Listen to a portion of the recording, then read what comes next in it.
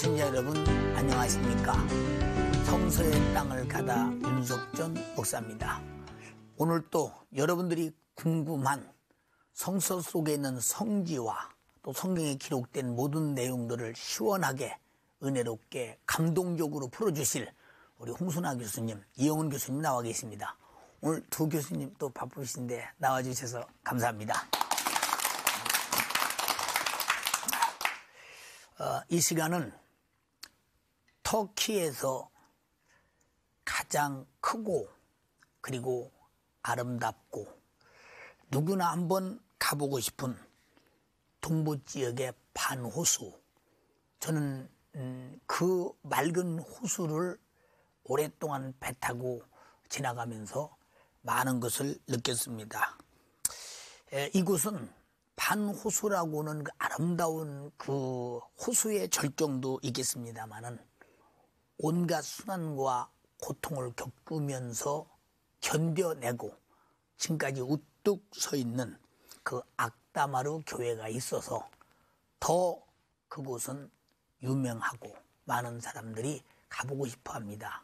그러나 실상 그곳을 가보고 그곳의 현장을 성지순례를 하시는 분들은 극히 드뭅니다. 아주 이 교회의 의미가 깊습니다. 그리고 또 동부 지역에는 산루우르파가 있는데 그곳이 바로 이 무슬림들이 아브라함이 그곳에서 태어났다. 그곳에서 자랐다. 그들의 성지를 만든 장소이기도 합니다. 그래서 오늘은 악다마르 교회와 산루우르파에 대해서 오늘 말하려고 합니다. 오늘 은혜로운 시간 되기 바랍니다. 현장으로 가보시겠습니다.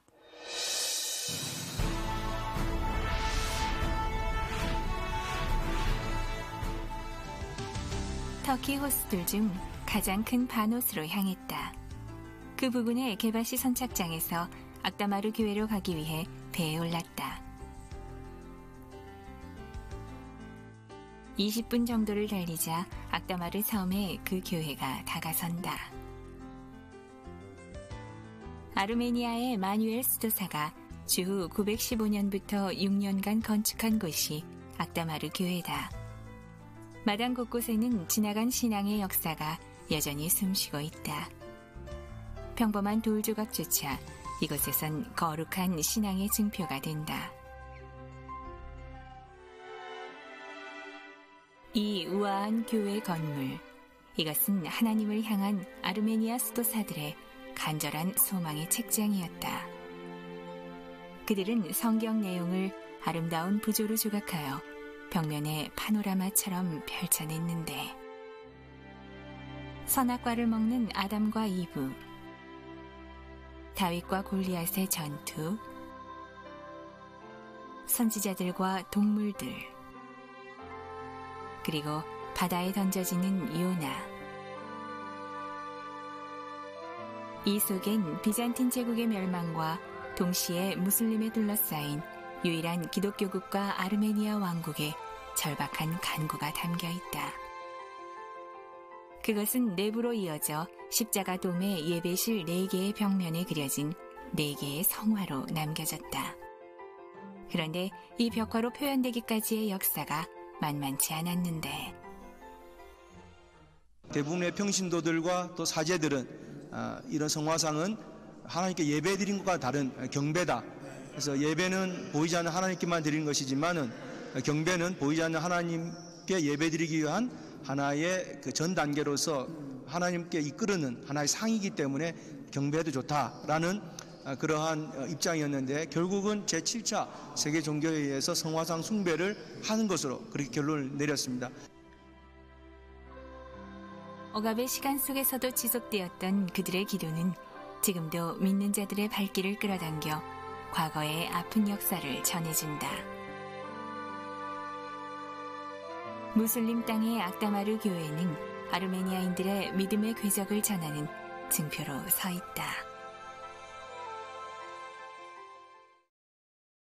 우리는 화면을 통해서 그 반호수와 그리고 악다마르 교회를 이렇게 봤습니다. 홍 교수님 그 반호수는 제가 참 보면서 아름답다. 우리나라도 이런 큰 호수가 하나 있었으면 얼마나 좋을까 하는 생각을 가지면서 호수에 부러움을 갖기도 했습니다. 이 반호수는 어떤 곳인지 시청자들이 아주 시원하게 알 수 있도록 설명해 주시기 바랍니다. 예. 또 역시 지리는 지도를 떠나선 존재할 수 없으니까요. 지도를 한번 보시면서 반호수가 어떤 곳인지 또 왜 중요한지를 보아야 되겠습니다. 예. 다시 지도를 보시면 지금 이 지역이 터키입니다. 터키고 그다음에 우리가 보신 것처럼 반호수가 중요한 이유는 그 호수 자체의 아름다움 때문이 아니라 바로 아라산 제일 가까이에 있기 때문입니다. 또 이 반호수가 왜 중요하냐면요. 그 지정학적인 위치 때문에 그렇습니다. 이 반호수 지역에는 그 아라루트라고 하는 왕국이 있었는데 그 왕국이 이 호숫가 옆에 수도를 정했습니다. 그리고 이곳이 이 성경에 나온 아수르, 지금 여기 나와 있는 것은 그 도시 아수르를 이야기하고 있습니다. 아수르 제국이 이 지역에 있었는데 이 아수르와 맞상대해서 계속 싸움을 벌이고 버텨냈던 아라루트 왕국이 있던 곳입니다. 그런데 이 아라루트 왕국이 왜 중요하냐면 아라라산이라고 하는 이름이 그곳에서 나왔다고 보기 때문입니다. 또 이 터키라고 하는 나라가 우리 남한의 7배 정도 되기 때문에 지도에서 이 정도로 표시될 수 있는 것은 그만큼 큰 호수라고 하는 곳이죠. 주위를 보면요. 주위가 한 430km가 됩니다. 그리고 연 면적이 3,765제곱킬로미터가 되는 그 큰 호수가 해발 약 1,650m가 되는 그런 높은 산 위에 있습니다. 또 이곳은 그 알칼리성이 강한 그 바닷물과 비슷한 물이 돼 있는데 그 이유는 오래전에 바다였는데 지층작용에 의해서 분리되었다고 보기 때문입니다. 그 반호수를 이렇게 보면서 사람들이 반호수 속에 물고기가 있느냐 없느냐 그런 문제도 많이 이렇게 나누면서 얘기하는 모습을 봤습니다. 그 반호수의 한 가운데 섬이 있는데 그 섬 안에 그 악다마루 교회가 이렇게 자리 잡은 것을 봤습니다. 교수님, 그렇게 그 섬 안에 모든 순환을 겪으면서 견디는 악다마루 교회에 보면 애관의 조각, 그 내부의 벽화가 아주 선명하게 있으면서 우리에게 어떤 그 큰 시사를 하고 있는데 그런 그 의미가 무엇인지 좀 말씀해 주시겠어요? 네, 목사님 말씀해 주신 것처럼 이 악타마르 교회를 생각하면 머릿속에 꼭 아름다운 수채화처럼 아주 강렬하게 그 아라라산 이상으로 남아 있습니다. 세상의 지구상에 이런 곳이 있고 이런 곳에 이렇게 아름다운 교회가 있구나. 이 악다마르 교회는 원래 이름을 신성한 교회라고 합니다. 이 교회는 그 배를 타고 한 3km쯤 들어가는 섬 안에 있는데 그 안에 4개의 섬이 있습니다. 그 4개의 섬 중에 하나에서 10세기 때 지은 건물입니다. 그런데 이 교회는 아르메니아 사람들이 지었습니다. 이 아르메니아 사람들은 기독교 국가인데 예루살렘에 가면 아르메니안 지역이 있을 정도로 성계에서는 중요한 나라입니다. 이 사람들이 세운 그 교회가 너무 아름답습니다. 왜냐하면 크기는 그렇게 크지 않습니다. 높이가 한 20m, 그다음에 또 넓이가 15 곱하기 20m 정도의 작은 교회지만 왜 유명하고 아름다운가? 바로 그 벽화와 또 벽에 있는 부조 때문입니다.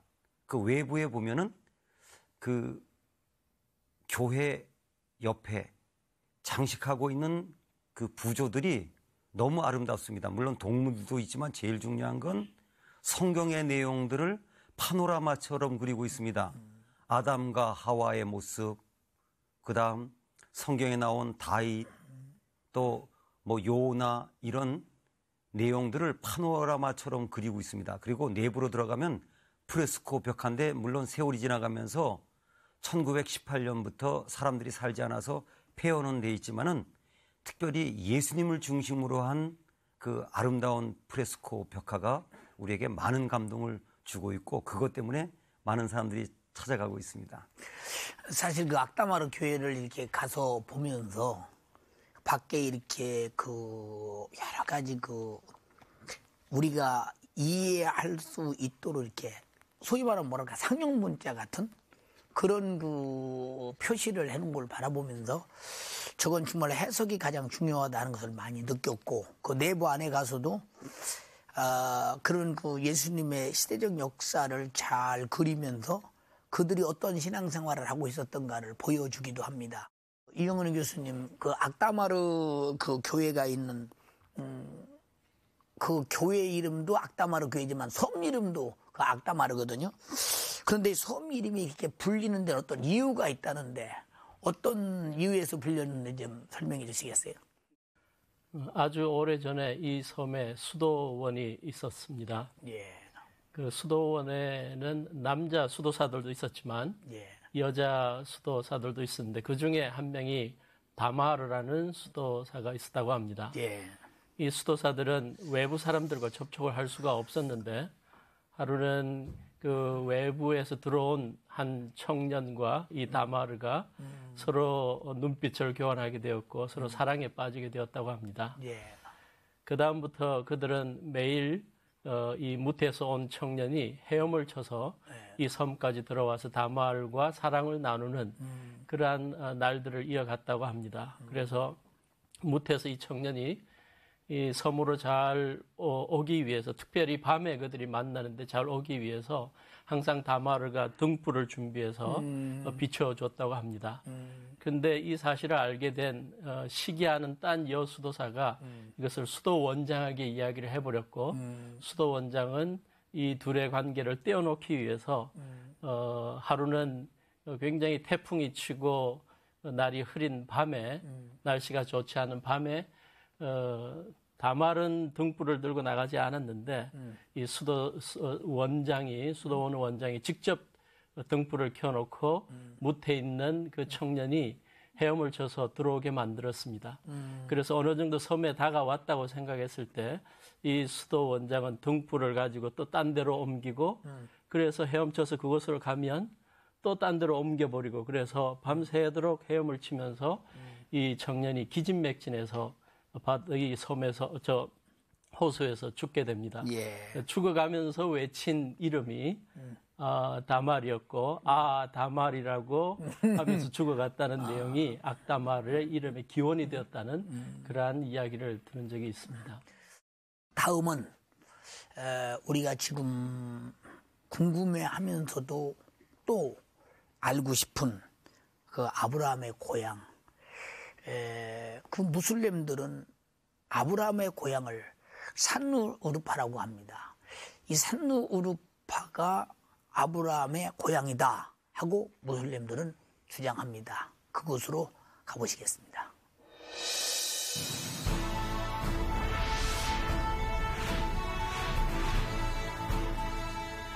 하란 북서쪽의 산누우르파로 향했다. 무슬림 도시인 이곳에 들어서면 만나는 것이 니므롯 왕의 보좌. 니므롯은 창세시대 하나님이 인정하셨던 힘센 사냥꾼이었다. 그곳을 마주하며 서 있는 장소가 믿음의 조상 아브라함의 사원이다. 무슬림 전승에 따르면 니므롯 왕은 왕좌를 뺏을 아기가 탄생한다는 꿈을 꾼 후 그해 신생아들을 모두 죽이려 했다. 이때 아브라함의 모친은 이곳으로 숨어들어 아브라함을 낳고 키웠는데 그곳에 무슬림들은 아브라함 사원을 세웠다. 사원한 아브라함 연못엔 아브라함과 니므롯 왕의 또 다른 전설이 있다. 우상 숭배를 반대했던 아브라함을 왕이 화형하려 했을 때 하나님은 불을 물로, 장작을 물고기떼로 바꾸었다. 그래서 이 연못을 무슬림들은 신성시 여긴다. 연못을 끼고 서 있는 이 모스크가 바로 아브라함 모친이 아들을 낳고 7년간 몰래 키웠다는 동굴인데 그래서인지 이곳은 무슬림 관광객들로 늘 붐비고 있다.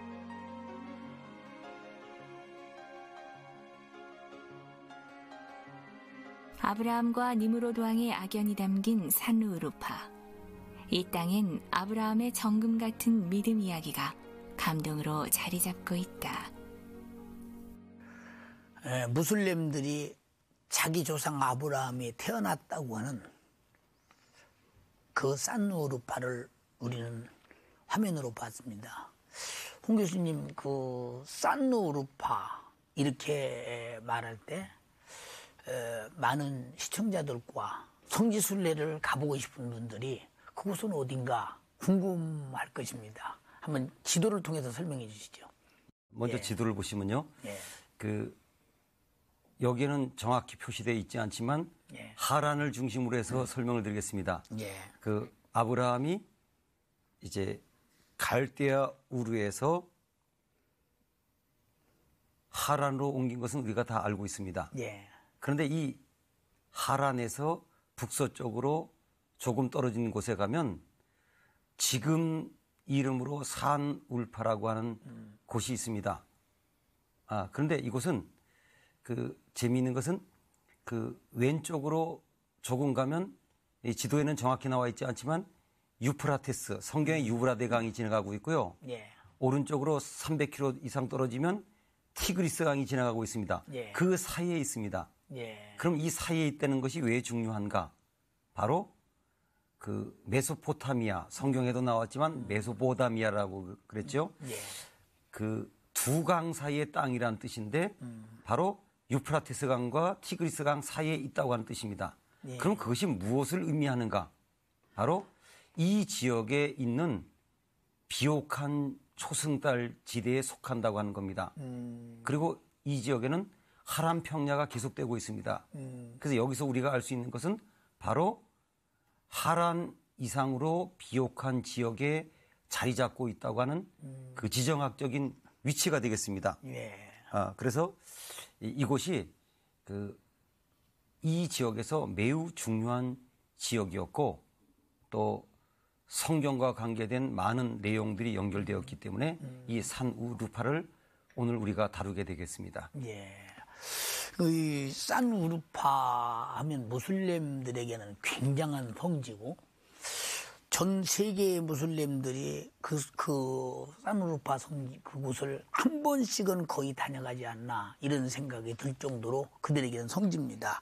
근데 이 지역이 우리 기독교와는 어떤 연관이 있는지 없는지 그것도 많이 궁금하거든요. 이 산울프라고 하는 곳이 왜 중요한가? 성경에는 직접적으로 이름은 안 나와 있습니다. 그러나 현지에서는 욥의 고향으로 알려져 있습니다. 그러니까 욥이 우수 사람인데 출생지는 우수였지만 살던 곳이 이곳으로 알려져 있기 때문에 굉장히 중요합니다.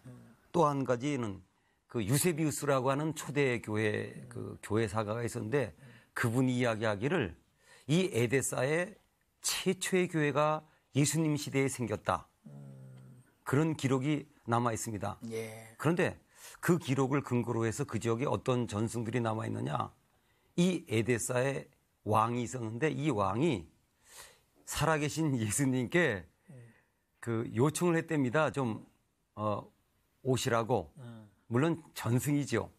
그래서 예수님께서 그 성경에는 직접적으로 나와 있지 않습니다. 그 다데오라고 하는 제자가 아닌 70인 중에 하나. 그래서 성경에 보면 이제 누가복음 10장 1절에 보면 70인 그 안에 해당되는 사람을 예수님께서 보내셔가지고 이 왕의 병을 고쳐가지고 그곳에 예수님 생애 때 교회가 생겨졌다. 이런 전승이 이곳에 남아 있습니다. 그리고 또 중요한 것은 그 주 4세기 때 에브라함이라고 하는 기독교 성자가 이곳에 살았기 때문에 그 사람이 이제 후대까지 추앙을 받는 사람이 되었다고 하고요. 또 지정학적인 중요한 위치에 있었기 때문에 로마 시대 때도 중심지가 되었으니까 우리 기독교의 중심지도 되었습니다. 또 십자군 때도 이 중요성을 알아가지고 십자군이 이곳을 점령하고 그때 요새까지 세운 것이 남아 있습니다. 그래서 성경에 이름은 나와 있지는 않지만 이곳이 우리 기독교 역사에는 중요한 장소이기 때문에 꼭 방문해야 되는 중요한 지역이 되었습니다.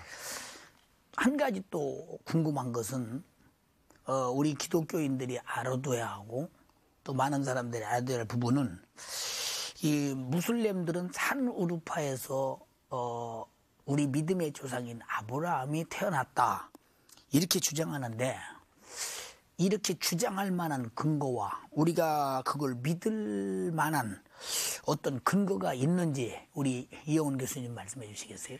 그 아브라함이 그 하란 지역을 지나서 그곳에서 한동안 머물렀던 그러한 기록이 성경에 있는데 예. 아마도 하란에서 있었던 그 살았던 그것을 근거로 해서 그런 거 아닌가 하는 생각이 있는데 그러나 창세기 11장 27절에 의하면 아브라함의 고향은 분명히 갈대아 지역의 우르 지방입니다. 예. 아까 지도에도 보셨지만 갈대아 지방의 우르는 요즘의 이라크 지역 맨 아래 동쪽이고 페르시아 만 근처입니다. 그래서 이 하란이나 산루르파 지역하고는 한 적어도 1000km 이상이 떨어져 있는 그러한 지역입니다. 그러므로 아브라함이 산루르파에서 태어났다는 이 무슬림의 주장은 성경에 근거하지는 않는다고 봅니다. 오늘 두 교수님의 이렇게 말씀을 들으면서 또 지형적으로나 오늘 또 그 장소의 여러 가지 성경적 의미나 오늘 우리에게 주는 교훈이 무엇인가를 들으면서 방청객들 중에서 아마 분명히 아마 의문이 있어서 묻고 싶은 아마 어떤 질의가 있을 것입니다. 지금 방청객의 질문을 받아보겠습니다. 홍 교수님께 여쭤보겠습니다. 성지에서 전해 내려오는 전승에 대해서 어떤 여러 가지 신빙성이 있다고 생각하십니까? 먼저 어디 전승이냐. 그래서 꼭 이렇게 앞에 나옵니다. 유대교 전승에 의하면 또 우리 기독교 전승에 의하면 모슬렘 전승에 의하면 그런데 역시 모슬렘 전승이 문제입니다. 왜냐하면 역사적으로 따져도 벌써 우리 기독교보다도 최소한 700년 뒤이기 때문에 성경시대와 멀어지기 때문에 신빙성이 떨어집니다. 그리고 제가 현지에서 느낀 건요. 모슬렘 전승을 잘못 이해하면 큰일 납니다. 왜 그렇게 똑같은 사람 무덤도 많고 또 내용이 좀 황당한 게 많아가지고 제가 그럽니다.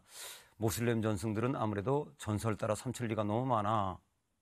그래서 모슬렘 전승은 그 자체가 신빙성이 매우 떨어집니다. 그다음에 이제 기독교 전승, 유대교 전승들은 신빙성이 상당히 올라가게 돼 있습니다. 이 교수님께 여쭤보겠습니다. 아따마르 교회가 많은 시련을 겪었다는데 그 내용을 말씀해 주시죠. 네, 자세한 역사적인 기록을 많이 찾기는 어렵지만 그러나 중세시대, 근세시대 계속 기독교 또 캐톨릭의 그러한 그 수도원이 있었던 그 지역 또 그런 것을 허용하는 그 나라가 이제 무슬림의 국가로 바뀌는 가운데 직간접으로 많은 핍박은 있었을 것이라고 추정이 됩니다.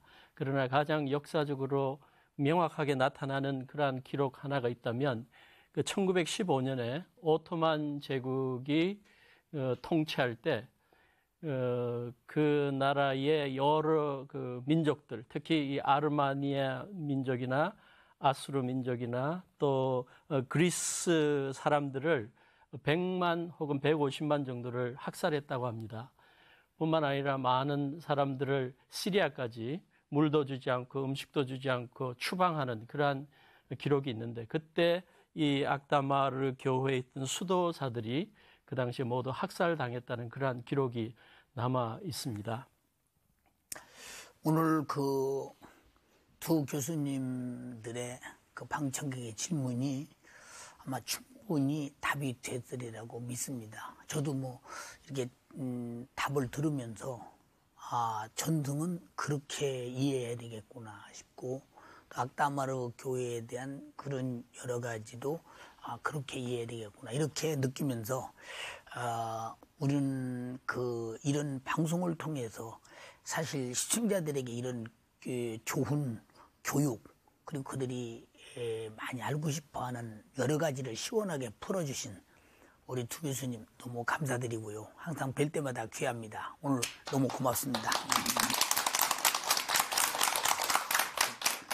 우리는 산루우르파가 아브라함의 고향이다 아니다, 그걸 떠나서 가장 중요한 것은 우리는 바로 그 아브라함 믿음의 조상, 그가 섬기던 하나님을 믿고 있다는 것입니다. 우리는 모두 우리 믿음이 참이 된 것을 감사드리면서 이 참된 믿음을 주신 하나님께 다시 한번 영광을 돌립니다. 하나님의 축복이 여러분에게도 바로 믿음 안에서 하나님의 말씀만이 진실이요 참이요 우리 믿음이 되는 것을 원칙으로 하는 우리들에게 축복임을 다시 한번 생각하면서 오늘 은혜로운 시간 진심으로 감사합니다. 고맙습니다.